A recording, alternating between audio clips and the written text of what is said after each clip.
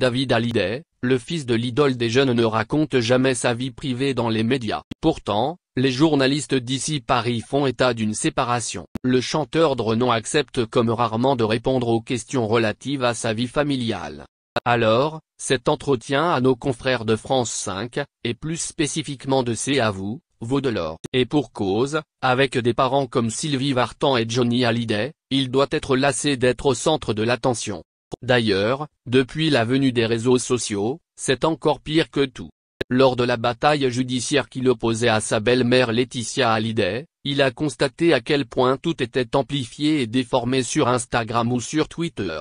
Malheureusement pour lui, même si un terrain d'entente a été trouvé de ce côté, il doit à présent colmater les brèches avec sa femme Alexandra Pastor. De plus en plus de bruits de couloir se répandent sur la toile. Au milieu du mois de septembre, une journée hommage à Johnny a suscité la curiosité. Tout d'abord, une statue en son honneur existe maintenant dans le 12e arrondissement. Composée d'un manche de guitare et d'une Harley Davidson, les avis sont vraiment partagés à son sujet. Dans la foule, les fans s'attendaient à revoir Laura Smith ou David Hallyday. Hélas, hormis une lettre de la cadette Laura Smith lue par Anne Hidalgo, le fils prodige n'a pas tenu à faire acte de présence. On dit souvent que la musique adoucit les mœurs. C'est pourquoi, Laetitia Hallyday espérait au moins qu'il fasse une apparition pendant le concert. De nombreux artistes et amis de la famille ont répondu présents à l'appel de la veuve du taulier et de Jean-Claude Camus.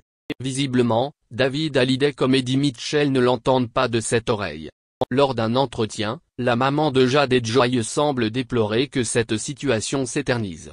Nos rapports restent compliqués. J'ai essayé de faire le premier pas à maintes reprises pour qu'on puisse se réconcilier après la mort de Johnny. Mais rien n'y fait. Malgré ce lourd sentiment d'abandon voire de rejet, elle forme que le vœu que tout finisse par rentrer dans l'ordre. Ne serait-ce que pour que Jade et Joy, les deux petites filles, souhaitent avoir des relations saines avec les aînés de l'idole des jeunes. Comme un malheur n'arrive jamais seul, on doit absolument vous prévenir de cette rumeur.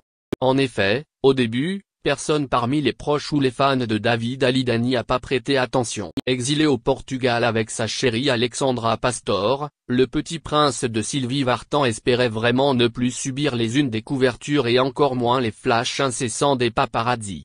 Malgré, après presque 20 ans d'amour, le couple irait mal. Et ce malgré la naissance de son fils Cameron en 2004.